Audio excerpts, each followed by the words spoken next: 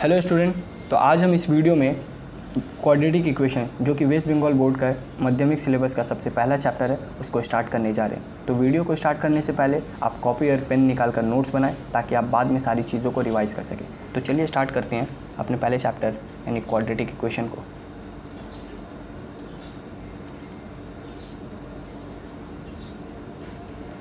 Quadratic equation. अच्छा, सबसे पहला सवाल ये होगा कि क्वाड्रेटिक इक्वेशन कहते किसे हैं। आखिर हम क्वाड्रेटिक इक्वेशन को पहचानेंगे कैसे? How could we identify a equation is quadratic और नॉट। तो बोला गया कि दुनिया का कोई भी इक्वेशन जो ax² + bx + c = 0 के फॉर्म में लिखा जा सके, जहाँ पर a, b और c रियल नंबर्स हो और a does not equals to 0 हो, तो वैसे इक्वेशन को हम क्वाड्रेटिक इक्वेशन बोलेंगे। ये एक सिंपल सा स्टेटमेंट है जो हमें मान के चलना है। दुनिया का कोई भी इक्वेशन जो ax² + bx + c = 0 के फॉर्म में लिखा जा सके, जहाँ पर a, b, c real number हो और a का वैल्यू 0 ना हो, वैसे इक्वेशन को हम क्वाड्रेटिक इक्वेशन बोलते हैं।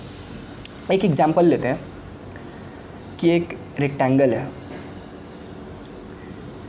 उस रेक्टेंगल का एरिया दिया हुआ है हमें, that is 124 metre square, okay, और पेरीमीटर दिया हुआ है 225 मीटर्स, ये दिया हुआ है हमें। इसका जो लेंथ और ब्रेथ का डायमेंशन है वो हमें वेरिएबल्स के टर्म में दिया हुआ है, यानी कि दिया हुआ है कि जो लेंथ है वो ब्रेथ से 5 मीटर्स ज़्यादा है। तो ऐसा करके ले लेते हैं कि लेंथ है x + 5 और ब्रेथ है x। अगर ब्रेथ x है तो लेंथ उससे 5 मीटर ज़्यादा है, यानी x + 5। अगर हम यहाँ पे एरिया को कैलकुलेट करके देखें तो definitely length into breadth is area = a। अगर हम इससे सॉल्व करके देखते हैं फर्दर, तो x² + 5x = एरिया इज़ 124। और इस इक्वेशन को अगर हम थोड़ा सा अरेंज करें तो ये एक क्वाड्रेटिक इक्वेशन के जनरल फॉर्म की तरह दिख रहा है। तो यानी ये एक इक्वेशन क्वाड्रेटिक है, ठीक है। अगर दूसरी तरफ हम पेरीमीटर निकालते हैं तो चलो, पेरीमीटर होता है length plus breadth, x + 5 definitely p। यहाँ पे भी सॉल्व करके देखते हैं तो 2x + 5 = 225। अगर इसे भी हम इस तरीके से लिख लें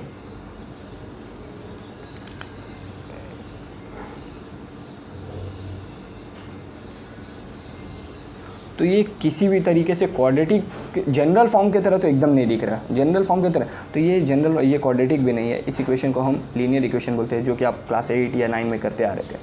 तो क्वाड्रेटिक इक्वेशन को पहचानने के लिए सबसे आसान है कि उसको आप एकदम सिंप्लीफाई करते जाओ, और अगर वो जनरल फॉर्म की तरह दिखने लगे तो इसका मतलब वो इक्वेशन क्वाड्रेटिक है। चलो ठीक है, ये बात हो गया।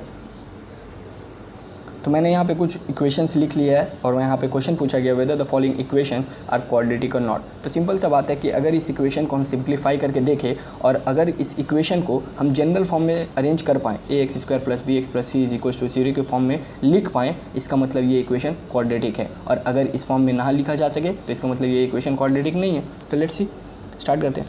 तो सिंपल सा है, हम तो इसको ब्रैकेट्स मल्टीप्लाई करके ओपन कर देंगे, x² + 3x + x + 3। यहाँ पे भी मल्टीप्लाई करेंगे, x² - 2x = 0। आप यहाँ पे देख रहे होगे कि x² एंड -x², तो ये दो टर्म जो है कैंसिल आउट हो गया। यानी कैंसिल आउट होने से आप समझ रहे हो 2x + 3 = 0।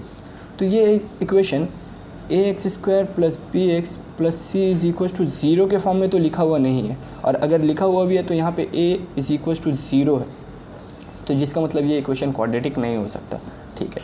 तो नॉट क्वाड्रेटिक।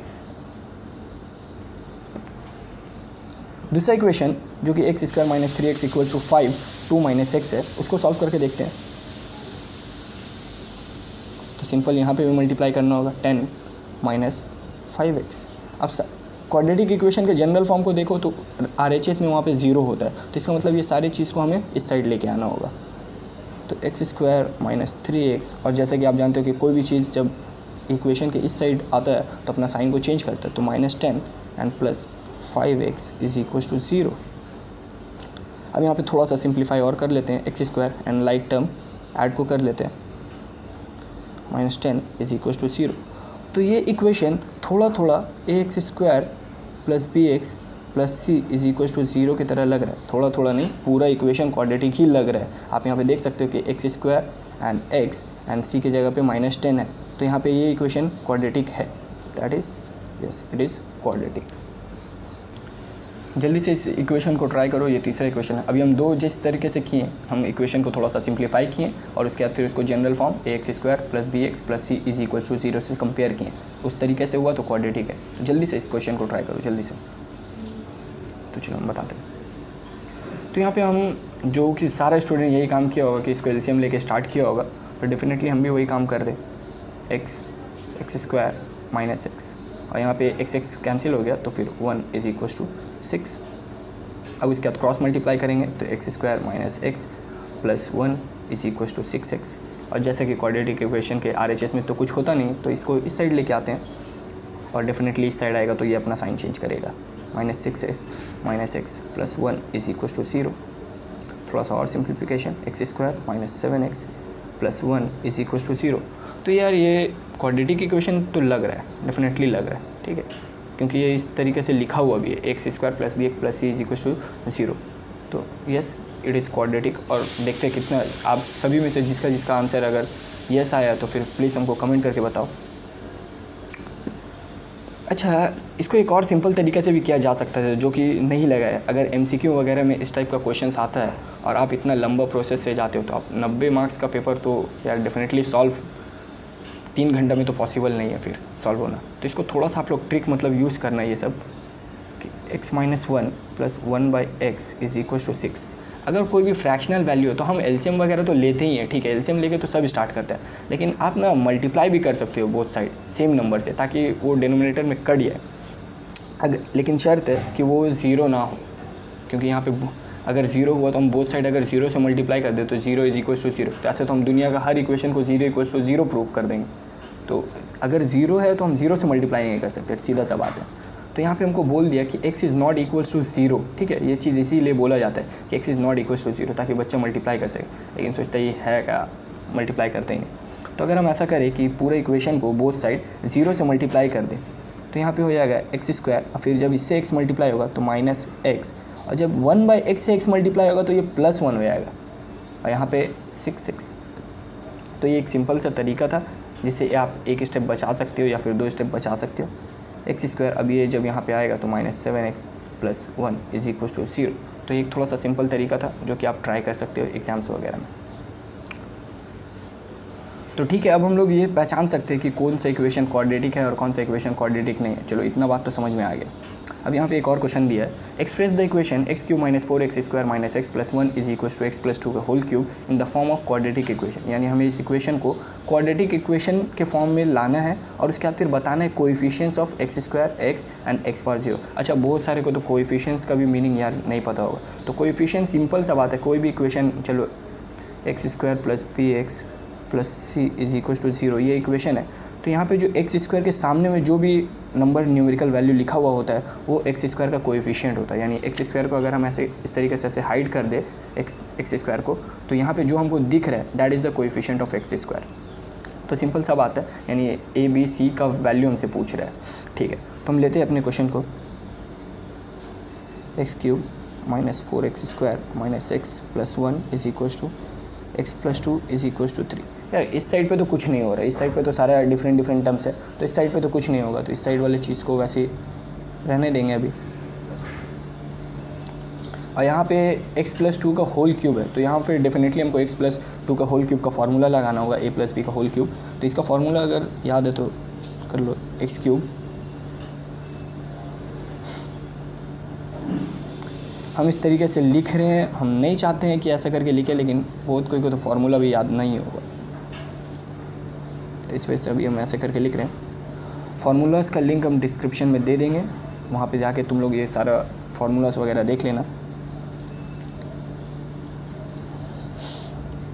4 3 = 12 एंड 2 का क्यूब 8। अच्छा, डेफिनेटली हम सारे चीज़ को इस साइड लेके आएंगे भाई, यहाँ पे कुछ नहीं हो रहा तो हम वैसे करके सिर्फ उतारते चले आए। अब ये सारा चीज़ को हम इस साइड लाएंगे तो सारा चीज़ अपना साइन चेंज करते जाएगा। x³ अपना साइन को -x³ कर लेगा, +6 माइनस 6x² हो जाएगा प्लस 12x, माइनस 12x हो जाएगा और प्लस 8 माइनस 8, आउट साइड बच जाएगा अंडा 0।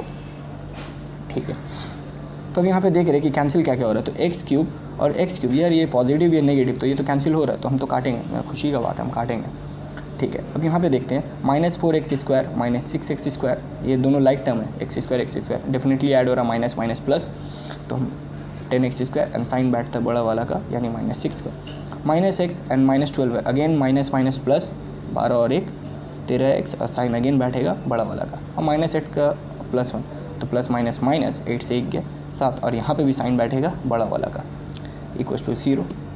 ठीक है, अभी यहाँ पे देख रहे हो तुम, यहाँ पे इक्वेशंस को छोड़ सकते हो, पहचान भी सकते हो कि 10x² 13x एंड -7 ये क्वाड्रेटिक इक्वेशन का जनरल फॉर्म को तो सेटिस्फाई कर जा रहा है, बस c इज इक्वल टू 0 इसको तो सेटिस्फाई कर, लेकिन थोड़ा सा इसको और सिंप्लीफाई कर लो, माइनस वगैरह को कॉमन लेके उस साइड पे फेंक दो, तो यहाँ पे अगर हम माइनस ऐसे कॉमन ले लें तो पूरा चीज़ पॉजिटिव हो जाएगा,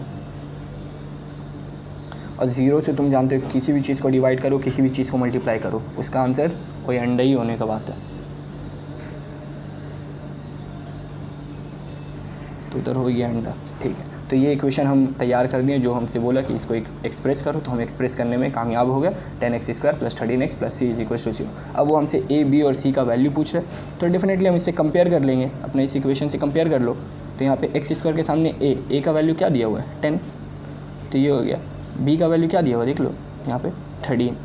अच्छा यहाँ पे यार याद रखना कि पॉजिटिव वैल्यू है तो पॉजिटिव हम ले रहे हैं, अगर यहाँ पे नेगेटिव होगा -13 होगा तो हम पूरा -13 लेंगे, ये नहीं कि सिर्फ हम 13 लेके बैठा देंगे, ऐसा नहीं होगा। ठीक है, ये वाला चीज़ थोड़ा सा ध्यान में रखना है। And c is equals to 7, तो ये इक्वेशन जो हमसे बोला वो हम सारा चीज़ निकाल के इसको दे दिए।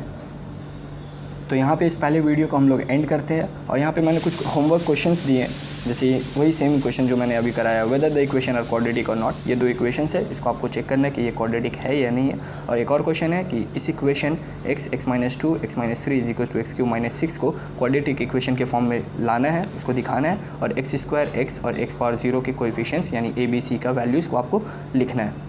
तो यार प्लीज़ हमारे चैनल को सब्सक्राइब करो, और ये आंसर्स के कमेंट, इन सारे क्वेश्चंस के आंसर को कमेंट करके बताओ, और बताओ कि ये वीडियो आपको कैसा लगा, और इसके कमिंग वीडियो जो कि एक्सरसाइज 1.1 पे हम लोग लाने वाले, उसके अपडेट के लिए इंतज़ार करो। Thank you so much.